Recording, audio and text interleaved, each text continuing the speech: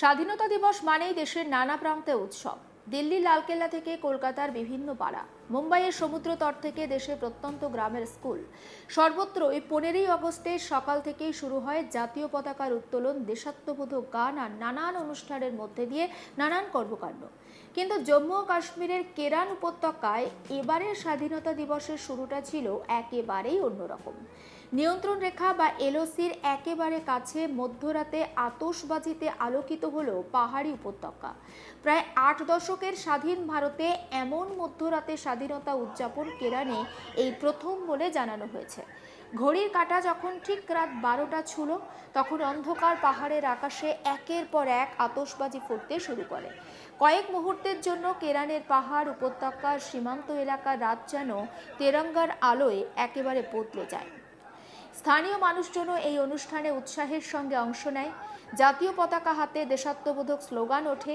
স্বাধীনতা উৎসবের সেই ছবি খুব স্বাভাবিকভাবেই একটা আবেগ তৈরি করে। কিন্তু কেরানের এই উদযাপনের গুরুত্ব শুধু আতশবাজি বা মধ্যরাতের যে অনুষ্ঠান সেখানে সীমাবদ্ধ নয়। আসল বিষয় হলো জায়গা। কেরান এমন একটা সীমান্ত উপত্যকা যেখানে ভারতের নিয়ন্ত্রণ রেখা পাকিস্তান অধিকৃত জম্মু কাশ্মীরের সঙ্গে মুখোমুখি। এখানে সীমান্ত কোনো মানচিত্রের দূরের রেখা নয়, মানুষের চোখের সামনে থাকা একটি বাস্তবতা।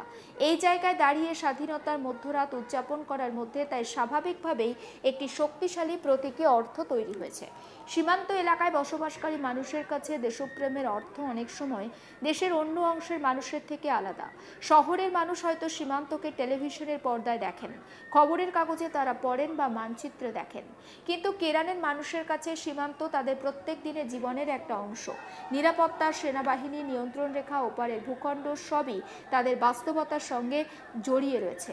এ কারণেই মধ্যরাতের এই অনুষ্ঠানকে শুধু একটি সাংস্কৃতিক আয়োজন হিসাবে দেখলে পুরো ছবিটা পাওয়া যাবে না।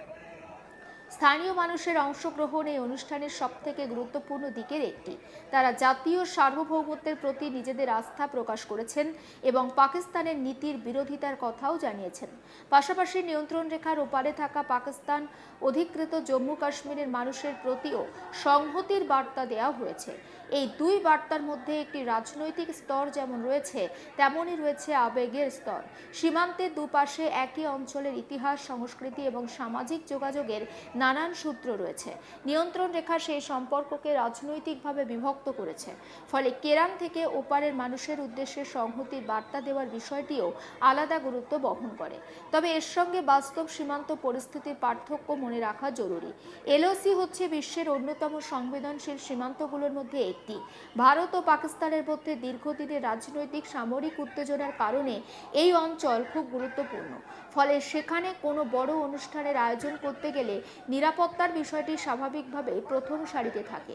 এই দিক থেকে কেরানে সাধারণভাবে মধ্যরাতের আতশবাজি নিছক বিনোদনের বিষয় নয়। সীমান্তের এত কাছে রাতের অনুষ্ঠান, মানুষের জমায়েত, আতশবাজি সবকিছুর জন্যই নিরাপত্তা পরিকল্পনার প্রয়োজন। স্থানীয় প্রশাসন, নিরাপত্তা বাহিনী এবং সাধারণ মানুষের মধ্যে সমন্বয় না থাকলে এমন আয়োজন সম্ভব নয়। কেরানের এই উদযাপনের আরেকটি গুরুত্বপূর্ণ দিক হল সীমান্ত পর্যটন। গত কয়েক বছরে কেরানকে শুধু একটি সীমান্তবর্তী এলাকা হিসাবে নয়, পর্যটনের মানচিত্রেও তুলে ধরা হয়েছে। দেশের অন্যান্য বহু সীমান্ত এলাকার মতো কেরানেও এখন মানুষ শুধু খবরের জন্য নয়, প্রকৃতি আর সীমান্তের বাস্তব অভিজ্ঞতা দেখতে আগ্রহী। কেরানের ভৌগোলিক সৌন্দর্য সেই আকর্ষণকে আরও বাড়িয়েছে। পাহাড়, নদী, সবুজ উপত্যকা, তার মধ্যে দিয়ে চলে যাওয়া নিয়ন্ত্রণ রেখা, সব মিলিয়ে জায়গাটি একদিকে যেমন প্রাকৃতিক সৌন্দর্য, অন্যদিকে তেমনই ভূ রাজনৈতিকভাবে গুরুত্বপূর্ণ। বিশেষ করে কেরানের একটি বৈশিষ্ট্য হলো পর্যটকদের এমন জায়গা পর্যন্ত যাওয়ার অনুমতি দেওয়া হয় যেখানে তারা নিরাপত্তা বেড়ার ওপারে গিয়ে নিয়ন্ত্রণ রেখার কাছাকাছি অবস্থান করতে পারেন। অর্থাৎ দেশের সাধারণ নাগরিকরা এখানে দাঁড়িয়ে সরাসরি বিশ্বের অন্যতম সংবেদনশীল সীমান্তকে একদম কাছ থেকে দেখতে পারেন। এই বিষয়টি কেরানকে অন্য অনেক সীমান্তের থেকে আলাদা করে রেখেছে। সাধারণত সীমান্ত মানেই আমরা জানি নিরাপত্তা, নিষেধাজ্ঞা, দূরত্ব, কিন্তু কেরানের সীমান্তকে পর্যটনের সঙ্গে যুক্ত করার করার একটি নতুন মডেল তৈরি হয়েছে। অবশ্যই নিরাপত্তা নিয়মের মধ্যে থেকেই এই পর্যটন ব্যবস্থা পরিচালিত হয়। এখানে প্রশ্ন উঠতে পারে, সীমান্ত পর্যটনের প্রয়োজনটা কি রয়েছে? এর উত্তর শুধু অর্থনীতির মধ্যে সীমাবদ্ধ নেই। পর্যটনের মাধ্যমে দেশের মানুষ সীমান্তবর্তী এলাকার বাস্তব জীবনকে কাছ থেকে দেখতে পারেন। তারা বুঝতে পারেন দেশের শেষ প্রান্তে থাকা গ্রামগুলিতে মানুষ কিভাবে জীবন কাটান।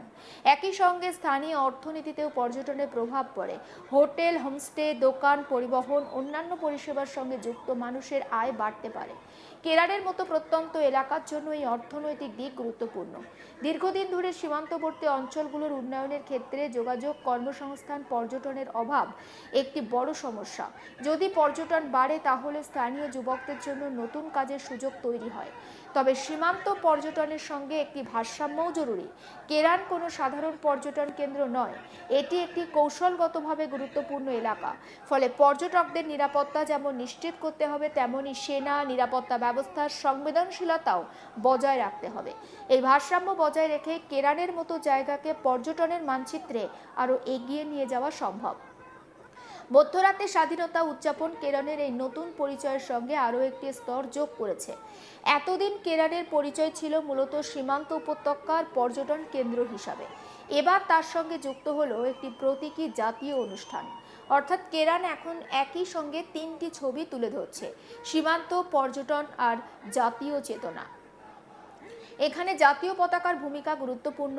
জাতীয় পতাকা একটি রাষ্ট্রীয় প্রতীক নয়, স্বাধীনতার, সার্বভৌমত্বেরও প্রতীক। দেশের একেবারে সীমান্তে দাঁড়িয়ে মধ্যরাতে সেই পতাকা ঘিরে অনুষ্ঠান করার ফলে স্বাভাবিকভাবেই একটি বার্তা তৈরি হয়েছে। দেশের স্বাধীনতার উৎসব রাজধানী বা বড় শহরের মধ্যে সীমাবদ্ধ নয়, সীমান্তের শেষ গ্রামেও তার সমান আবেগ রয়েছে। এই আবেগের সঙ্গে যুক্ত হয়েছে স্থানীয় মানুষের অংশগ্রহণ। বাইরে থেকে কোনো অনুষ্ঠান এনে কেরানে আয়োজন করা হয়নি, স্থানীয় মানুষও তাতে যুক্ত হয়েছেন। এই অংশগ্রহণই অনুষ্ঠানকে আরও অর্থবহ করেছে।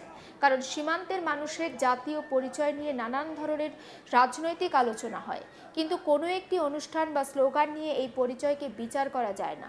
মানুষের দৈনন্দিন জীবন, তাদের অভিজ্ঞতা, দেশের সঙ্গে তাদের সম্পর্ক সব মিলিয়ে তৈরি হয় এই পরিচয়।